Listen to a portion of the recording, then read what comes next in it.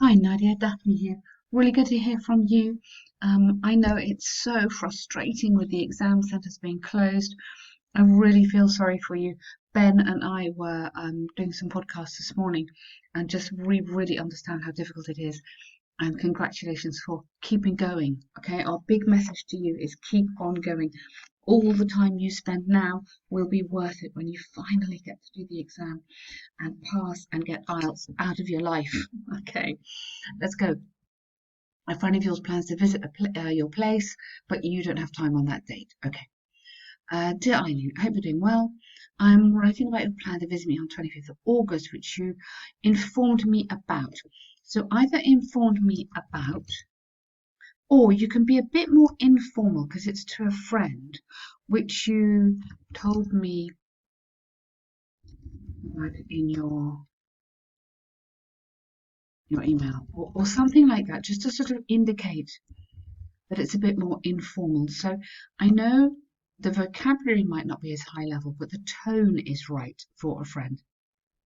I'm so sorry, but I would use but on 25th, but, or maybe you've already said 25th, but on that day, unfortunately, I will not be in town. Okay. Now, I would just use the present tense. I won't be in town. Okay, I know it is the future, but you can use the present simple here, and that would be correct. I was super excited for your long way visit. Uh, Visit plan. Okay, well maybe don't put plan in here because you've got plan there. And I planned, or even better, I had planned past perfect.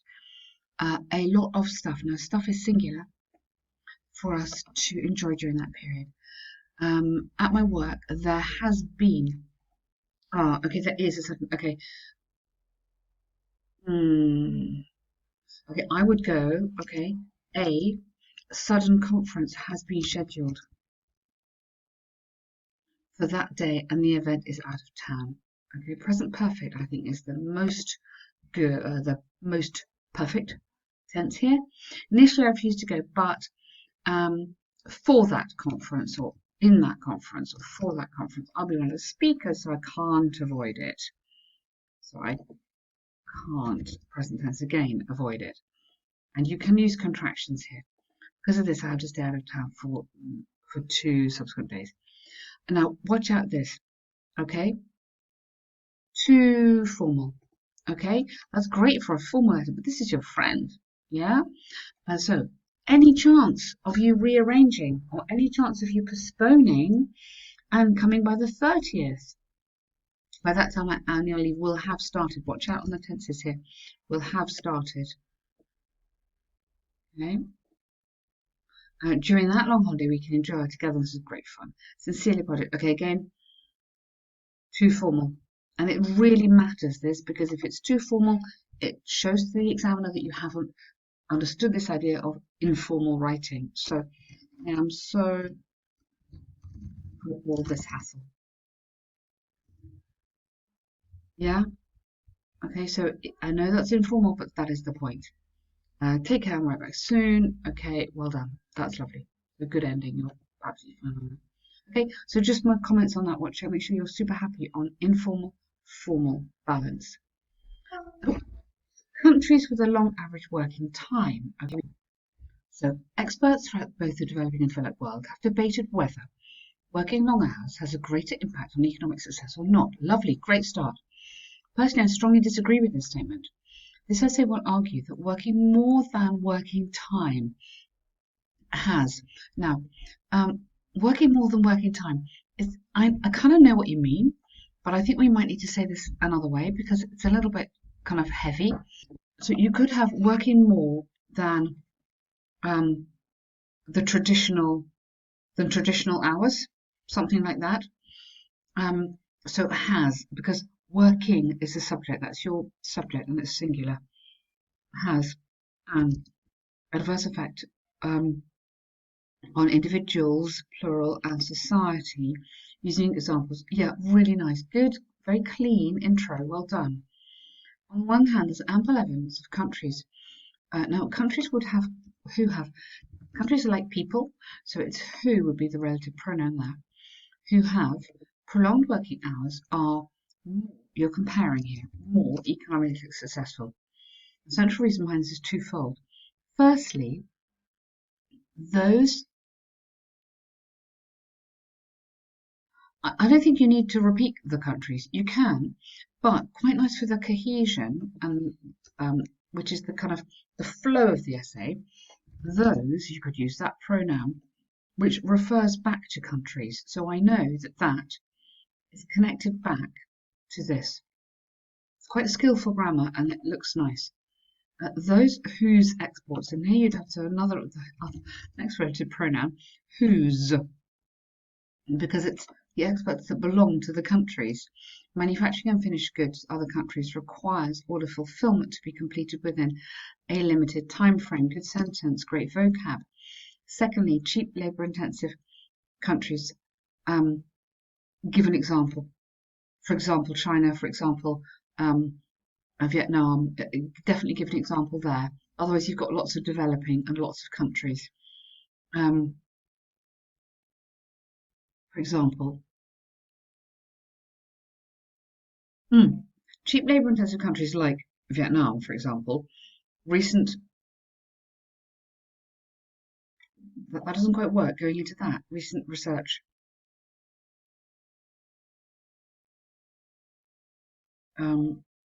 It's almost like you need, that sentence isn't finished. And then you want to start here, recent, I'm not quite sure what happened there. Shows that in developing countries, people are earning more money than before because of long working hours. Consequently, raising their living standard. Okay, that is okay. I love the idea, but there's too much developing countries going on in terms of vocab. Raising their living standard and allowing them to consume and purchase more. That would be kind of a way around it.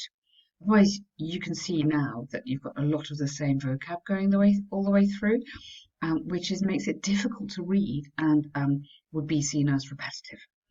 On the other hand, although there's a case for employees who work, so plural verb, long hours, earning, either to earn or earning. So this verb is telling that verb what to do for earning extra income. And even, you don't need it, even benefiting, because we've got the ing. Their personal life, the impact of working more than average cannot be overstated. Okay, excellent. So the negative impact, you want to say negative and stress related. Let's get some adjectives in here. That is really nice, I think, doing really well. This is largely because in the process of earning more money, okay, now you might need to say who they are again now because we've got a lot of they and different people, employees or factory workers are losing their work-life balance. Good, you've got this exactly right. Well done. The work-life balance, and due to the stress of work, are more likely to develop chronic diseases such as, yeah, really, really nice. Don't need that, but you're absolutely good there. For instance, an extensive study revealed that over 60% of working professionals are suffering from chronic diseases solely related to working prolonged hours. Excellent. Working extended is another word you could use. You'd have to say working full. Extended is another word for prolonged. Really, really good. Thus, it's possible to state them that. Oh, sorry, you've got extended here. Let's go lengthy. We have to be good at vocab, don't we? Working hours has a tremendous impact on employees' health. Okay, significant. Tremendous is normally positive. Significant is more neutral, and here you want actually neutral, negative, really, don't you? From the arguments outlined, I firmly believe that workers working more than the usual hours do not make a country economically more prosperous because the extensive hard work abates their work-life balance and condemns, so abates and condemns them to impoverished health conditions. Excellent. What a nice bit of a nice essay. There's a few little corrections in there, yeah, but you're absolutely on the right track. It's very clear. Your argument, I really, really like how clear your arguments are. Just that little sentence there, maybe it seems that the end of the sentence is missing, but otherwise, really good work. Well done, you. Keep on going.